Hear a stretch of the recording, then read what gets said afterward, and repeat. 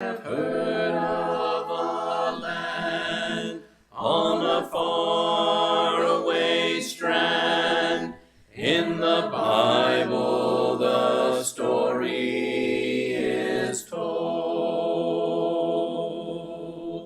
where cares never come, never darkness nor gloom, and nothing shall ever grow. So, just a quick overview of what we've seen over the last however many months this has taken. I don't really know. I can't recall when we started.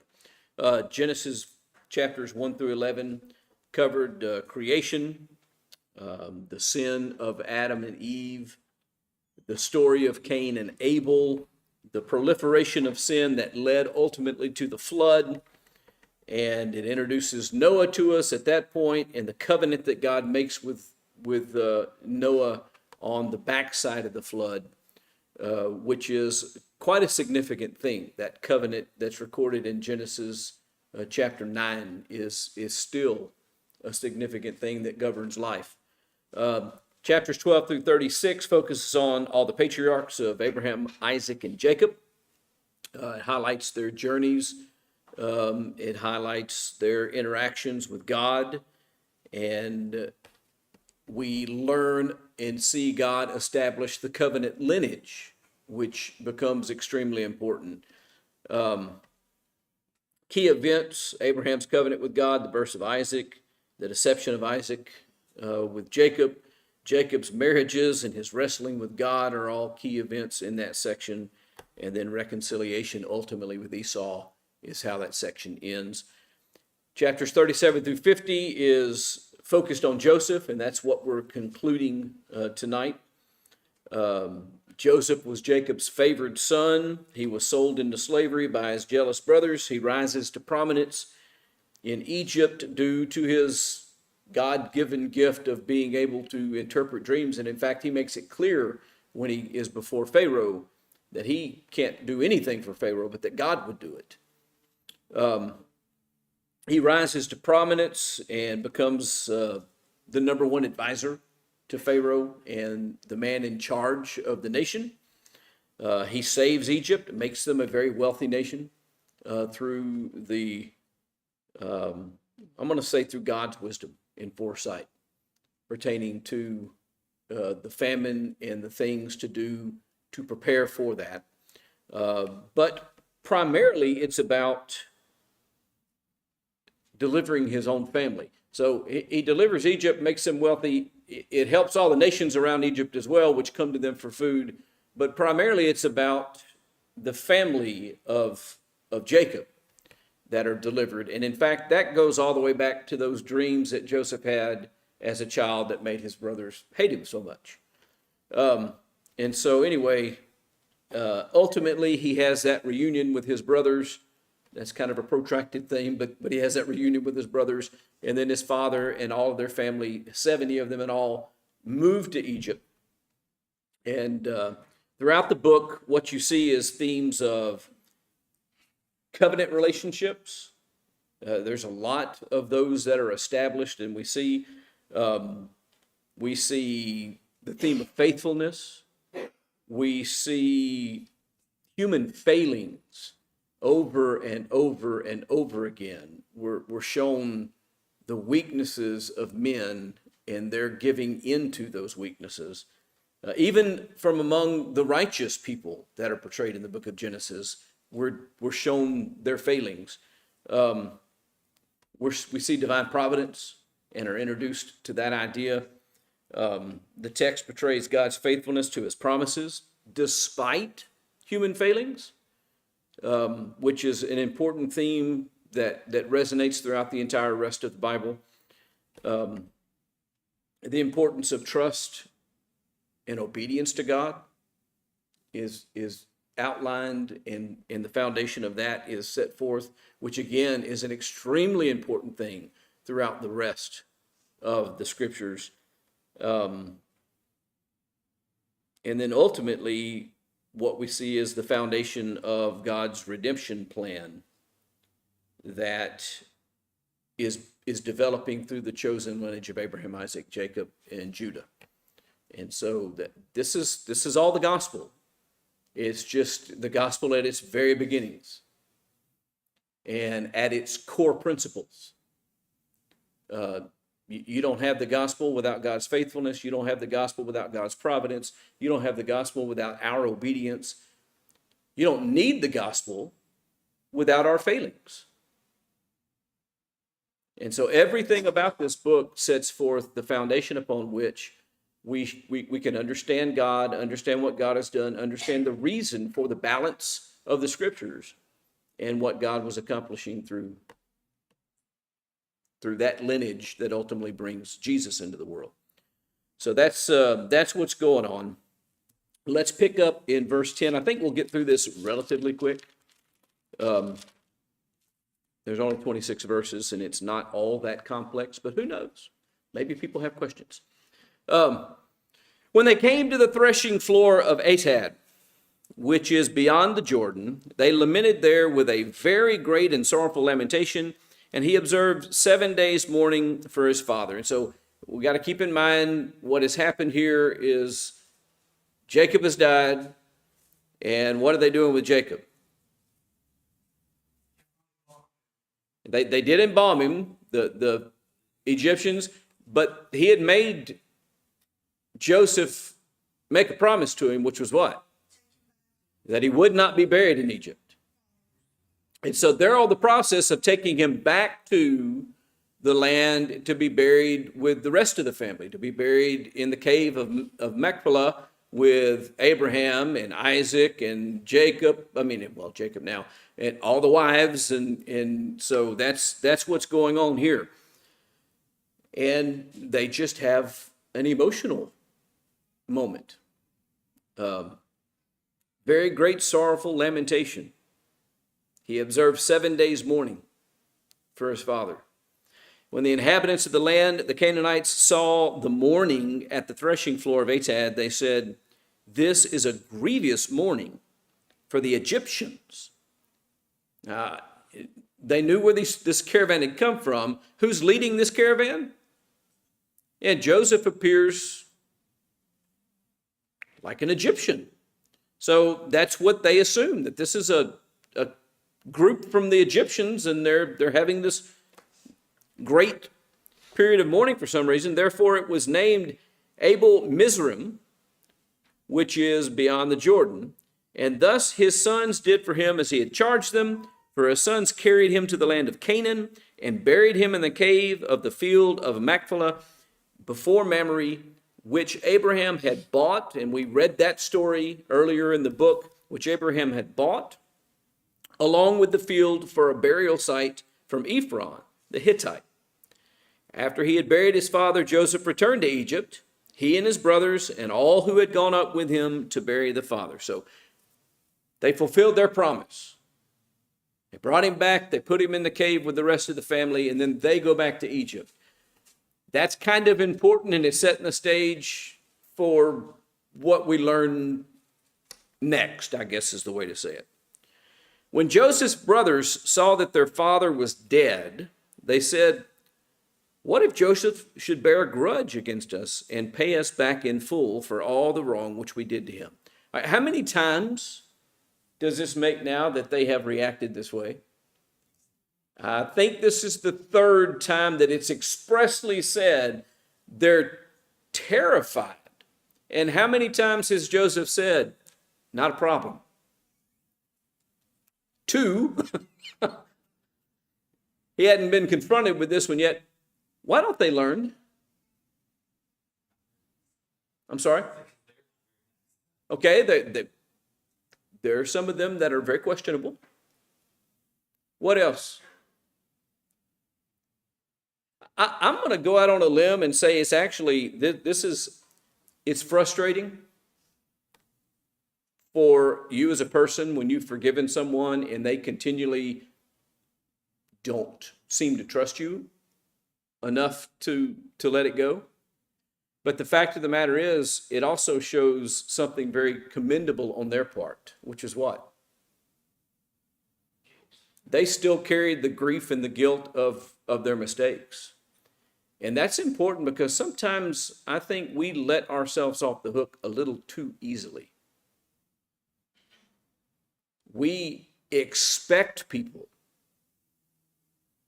to forget the things that we have done. They didn't have that expectation. They were certain that now that Dad was gone, that maybe Joseph was only being so nice to them because his father was still alive, but now that Dad's gone, there's nothing anymore to stop him. He doesn't have any reason not to seek retribution.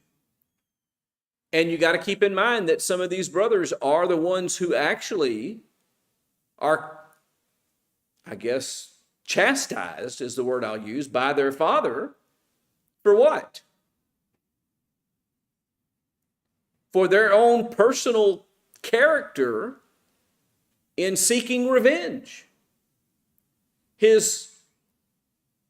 Judas' 3 older brothers were disqualified. One of them for a sexual sin, but the other 2 for what?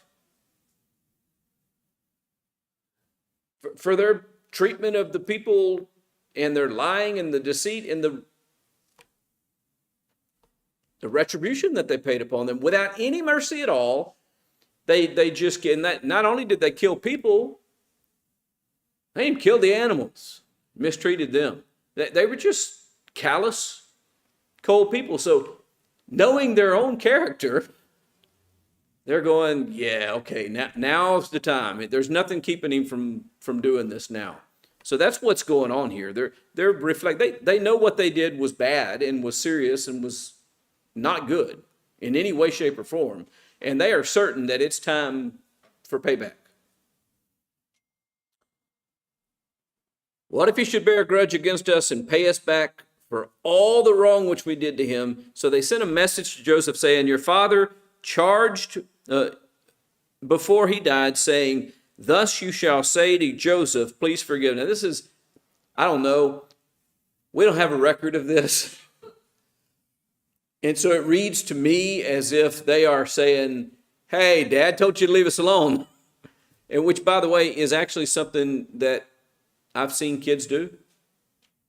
When kids are like, hey, Dad told me to tell you this. That's what's going on here. Thus you shall say to Joseph, please forgive, I beg you, the transgression of your brothers and their sin, for they did you wrong. And now please forgive the transgression of the servants of God of your father. And Joseph wept when they spoke to him. Again, we see this characteristic of Joseph. Joseph is a man who is in touch with his emotions.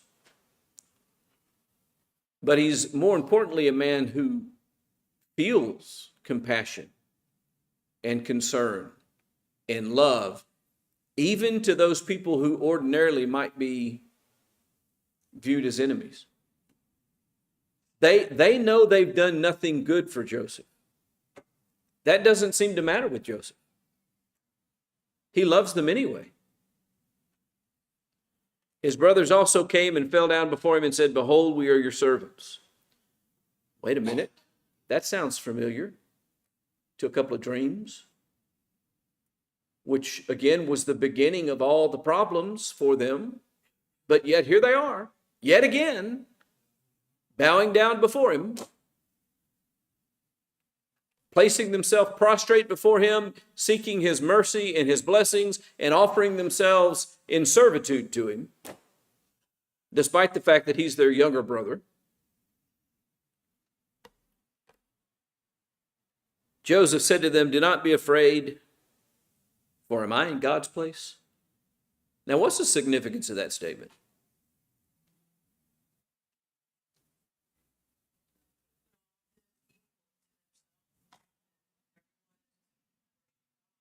Okay.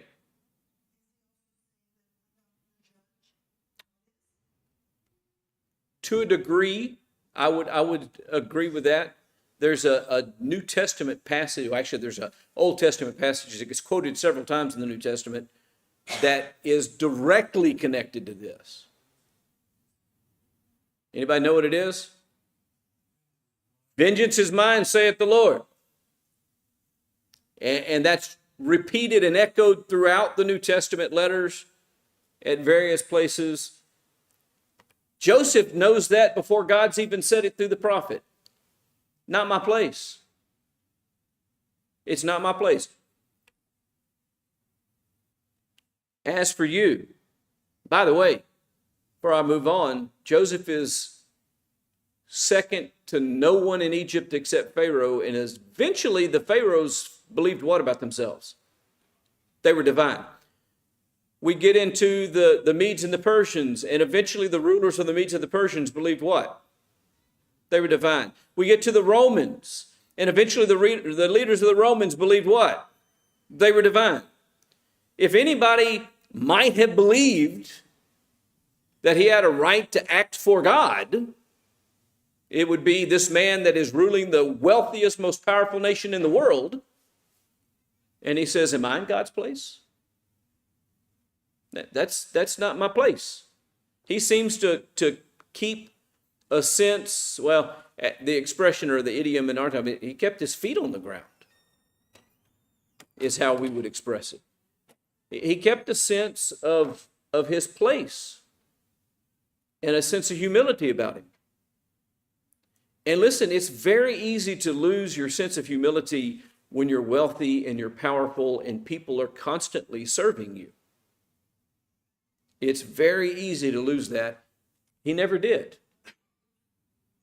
He didn't even say when they bowed down before him, see, I told you, all those years ago, you got mad at me about my dreams and you called me arrogant because of my dreams, but here it is. He didn't do that. I must confess, I might have said, told you so. Look around, told you. But he didn't do that. He said, not my place.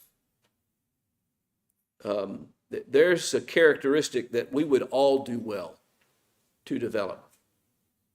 To understand our role and our place and accept that some things are just not ours to do.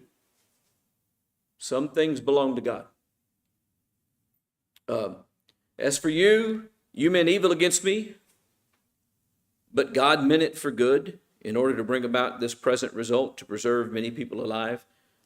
Verse 20 right there is probably one of the most significant verses in the entire book, as it defines the idea of providence and how God works through providence. Listen, God didn't make them do anything, but God used what they did. And it doesn't matter if your planning and your purpose and your motives are evil and you go out to hurt someone, God can use that to bring about good. And this verse, more than any in the Bible, defines what the New Testament is talking about when it says that God causes all things to work for the good for those who love him. That verse is pulled out of its context and abused terribly. All that simply is saying is it doesn't matter what's going on. It doesn't matter how bad it is. It doesn't matter how evil it is. God can use it for good. And the greatest example of that in the whole scripture is what? Jesus on the cross.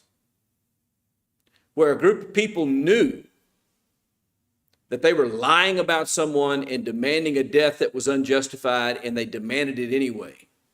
And a man who had the power knew that that was true and could have stopped it, but went ahead and let it happen anyway. And the most innocent person ever had the most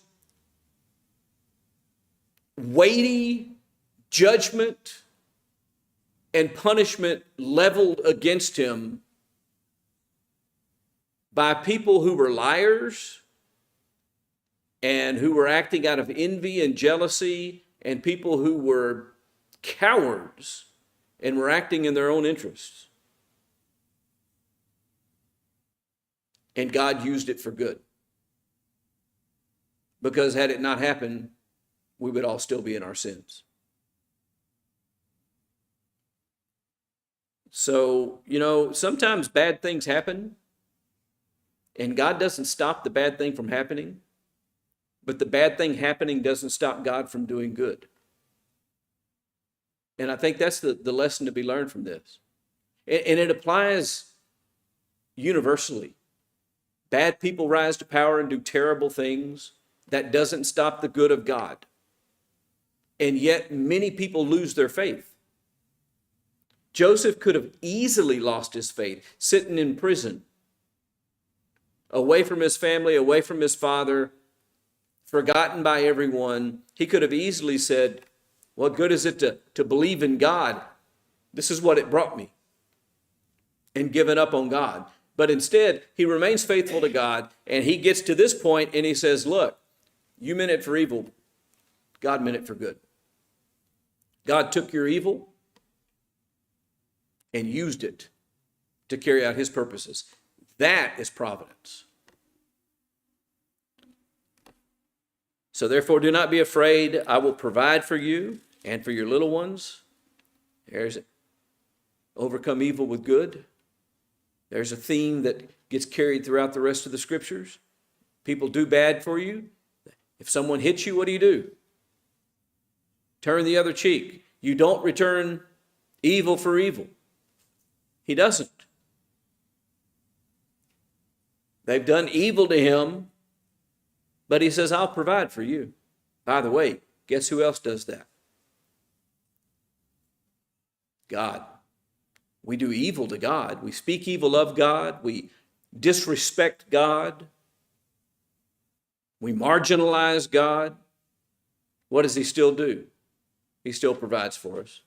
He causes his sun to rise on the just and the unjust. Causes the rain to fall on the just and the unjust. He's not petty like man is. Joseph here is showing a characteristic of God in his life. That is what righteousness is. That's what godliness is. That's what it means to be a Christian. We are modeling or following the model of Christ. So he comforted them and he spoke kindly to them. Joseph stayed in Egypt, he and his father's household, and Joseph lived 110 years, and Joseph saw the third generation of Ephraim's sons. Also the sons of Machir, the son of Manasseh, were born to Joseph on Joseph's knees. And Joseph said to his brothers, I'm about to die, but God will surely take care of you and bring you up from this land to the land which he promised on the oath to Abraham, to Isaac, and Jacob. This is an important thing. Don't read over this either. And this is one of the big reasons why I want to go into the next book. Because here it is, the end of his life. Joseph has kept the faith his whole entire life. He is exhibiting this great godly character and this great righteousness. And the last thing he says before he dies is, God's going to continue to take care of you. And then what happens to him for the next 400 years? They live in slavery. Are they going to do what Joseph did and in the midst of their prison remain faithful to God? See, there's the question. God has made a promise. By the way, he expresses it just very plainly later on. I will never leave you. I will never forsake you. And yet, what is an idiom that we still use in our language? This is a God-forsaken land. Think about the things that we say. He's going to bring you back. I wonder if in the middle of their servitude, they remembered, you know what, God's made a promise. Before Joseph died, Joseph said, God's going to bring us to that land that he promised us.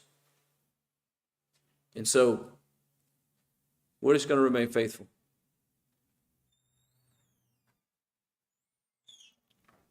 Joseph made the sons of Israel swear, saying, God will surely take care of you, and you shall carry my bones up from here. So Joseph died at the age of 110 years, and he was embalmed and placed in a coffin in Egypt. That ends up not being the end of that story, but the rest of it takes some time before it is filled up. But Egypt, and this gives it very short shrift. He's embalmed and he's put in a coffin in Egypt. But you realize what that's saying, right? What happened to Egyptian rulers and leaders?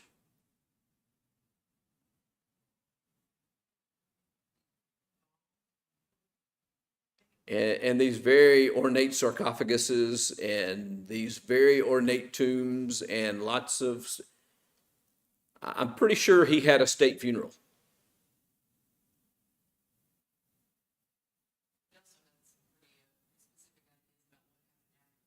Yep. But he made them promise, don't leave me here. So he is buried in Egypt. Question is his wish going to be fulfilled? Any questions or comments before we move on? Because yes, ma'am.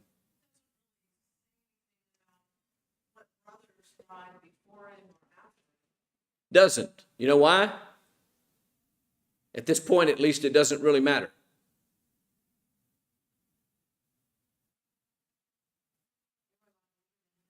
They were. It's amazing that he died apparently before some of them. Now, we also don't know if it's his brothers or his brothers' children that he's talking to, because they're all his brethren. They're all the sons of Israel. The grandchildren would be considered the sons of Israel as well. And it's also very interesting that Israel is the name that's used, but that's in verse 25. What name is used in verse 24? Jacob. How many times have we seen that, where one name is used and then you turn right around and the other name is used? What's the reason for that? So we don't forget. And so as we keep reading in the story and we read about the nation of Israel ultimately, we're reminded of what? Where it goes to. Which is the promise made to Abraham. Because that promise was repeated to Isaac and then was repeated to Jacob. And so, lest we forget, everything we're reading about with the nation of Israel is the fulfillment of the promise that God made to Abraham. By the way, Abraham's an important character, not just in Christianity, not just in Judaism, but also in Islam. Abraham's a revered character pretty much in all of the major world religions, save the Eastern mystic type religions. So it's a big deal. Yes, ma'am.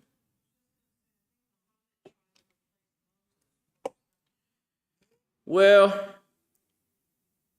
he did. He borrowed heavily from parts of the Bible and really, he never called himself anything more than a prophet. But he, in my at least opinion, and there are people that are greater scholars on this than me, and so I don't even pretend to be a scholar, but in my opinion, in the reading that I've done, he almost sets himself up as just being an equal to or a replacement for the prophet Jesus. So he kind of puts himself as an equal on those regards. So then we move to Exodus. Listen, there are people that fight and squabble over the dates of the Exodus. I could care less. I just don't care. It doesn't matter. If it mattered, we would be given some kind of time marker that would be absolute, and we wouldn't have any questions about it. It's an example of all. There are people that squabble about the exact route that was taken. I have an opinion, but it doesn't matter. If the exact route mattered, guess what we'd be told? We'd be given a map, and we'd know exactly where they walked. It doesn't matter. And the Bible isn't intending to be a historical account of these things. It's recording the history for what purpose? To demonstrate the fulfillment of the promise, to show that God keeps his covenants. Why are we told about the division of the Red Sea? So we know it's God. They didn't just revolt and run away. In fact, they were completely trapped. There was nowhere to go. There was a sea on one side of them. There was an army that was bigger than them on the other side of them. They were giving up. And God parted the sea. And it's simply to demonstrate that it wasn't them or their power, but it was the power of God. And then when they get on the other side of that salvation, what do they start doing immediately? Whining and complaining and saying, why did you bring us out here? That is mind-blowing to me. But guess what? We do the same thing. Exactly the same thing. We go through the waters of baptism and then almost immediately start complaining about life. It's the same thing. Historical context and the narrative setting of this book begins with recounting the historical context of the Israelites' enslavement in Egypt. Wait a minute, I thought we just read that God was going to be with them and God was going to bring them to the land that he promised them. He was going to provide for them. And now we're talking about enslavement? Listen, here's something to consider. Maybe the 400 years of enslavement was God providing for them. And here's an important lesson for all of us to learn. God providing for us doesn't mean that we get what we want. God providing for us means what? We get what we need. God providing for us doesn't mean we get our will. God providing for us means that we accept his.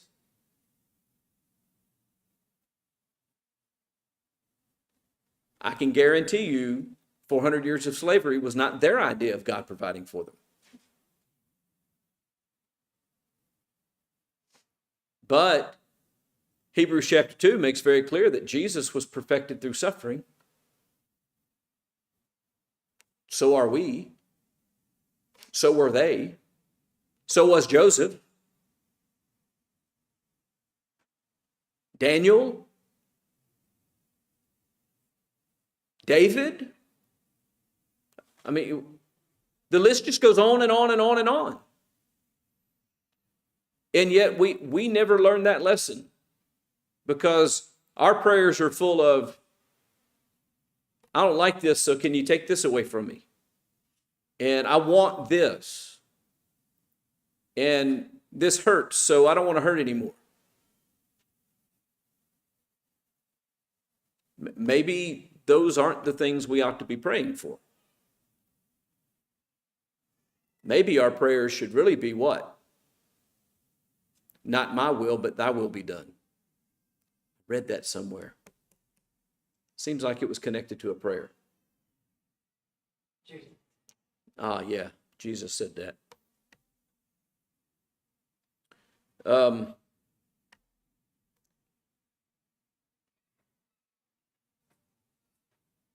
I guess the stage is set right off in this book around verse 8, reading through about verse 11.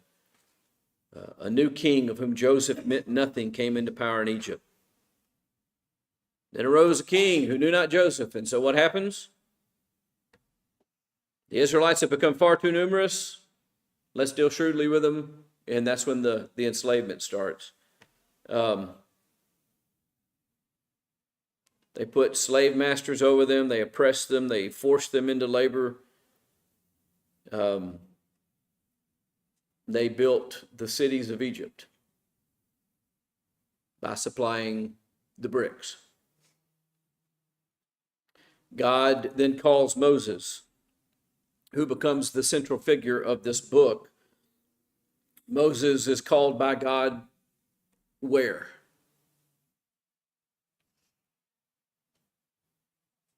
At a burning bush. That, interestingly enough, isn't consumed by the fire. Like Shadrach, Meshach, and Abednego aren't consumed by the fire. Which all are kind of just illustrations of the fact that each one of us can survive the purging that we go through and the fire of life. These things can actually be the provision of God. So Paul says, I learned to be content in whatever circumstances I'm in. Because he says, I can do all things through Christ who strengthens me. In the book of Philippians. There's kind of some foreshadowing here. The fire doesn't necessarily destroy us in this sense. The fire actually can do what? Purifies. And that's the illustrations that are used in various places in the scriptures where life is like a crucible, which is where metals are purified. The impurities are burned out.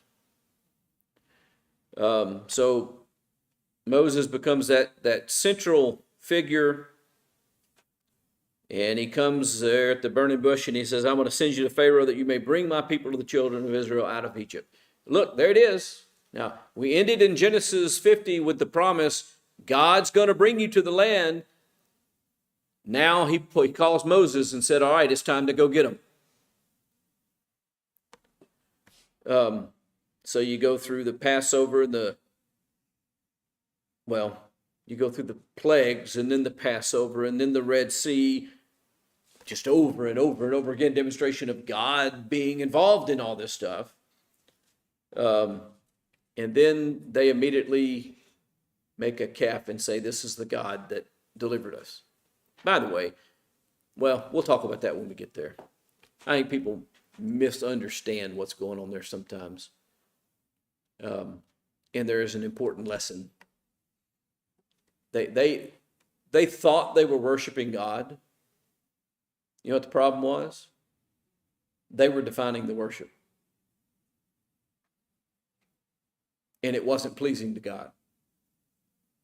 God tells us how to worship him. We don't tell God how to receive worship.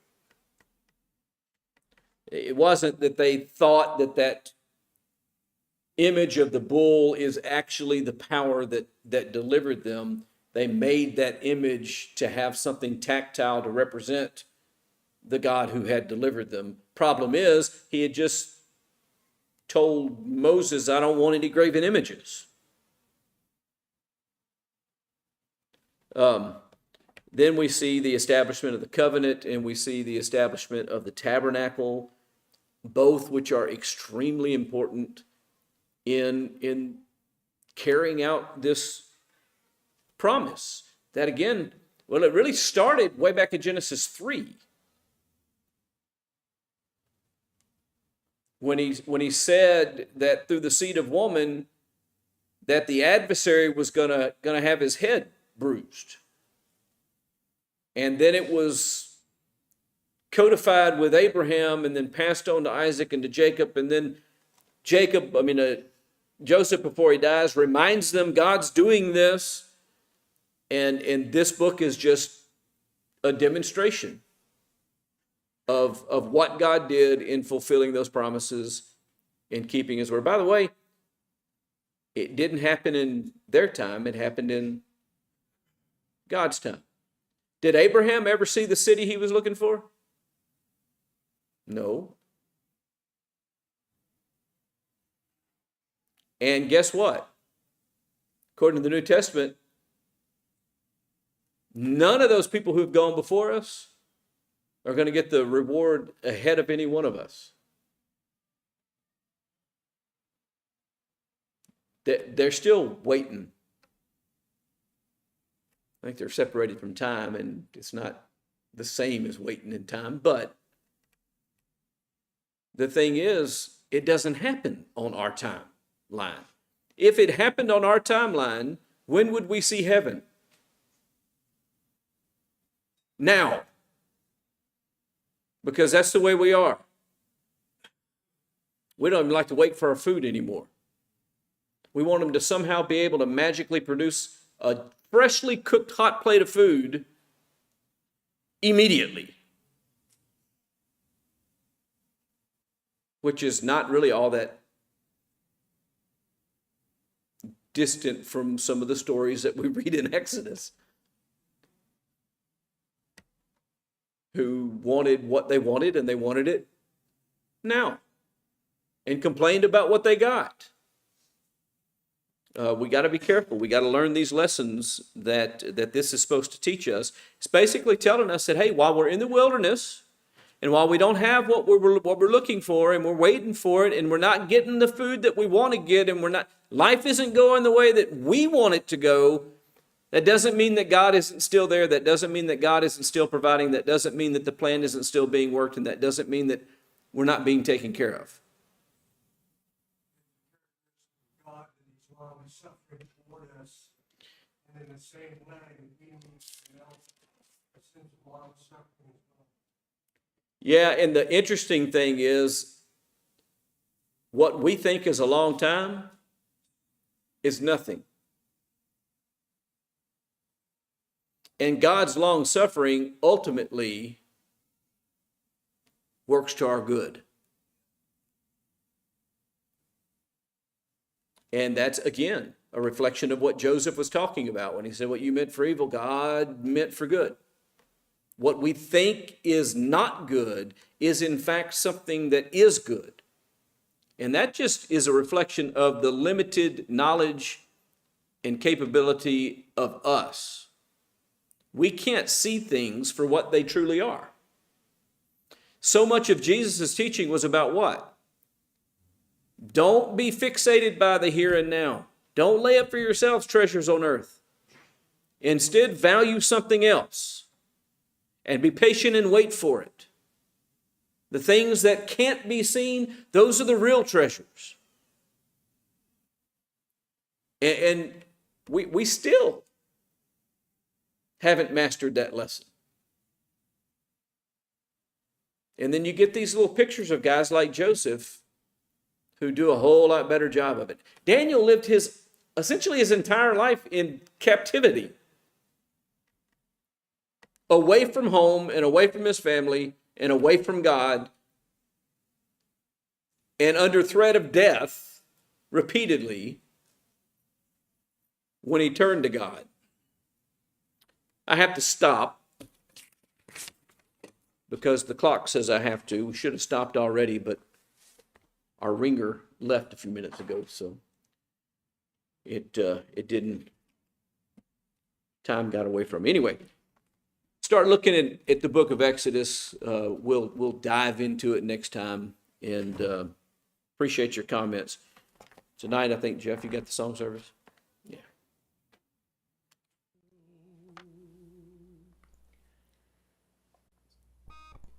I have heard of a land on a faraway strand. In the Bible the story is told, where cares never come, never darkness nor gloom, and nothing shall ever grow old. In that beautiful land, on the faraway strand, no storms with their blast ever frown.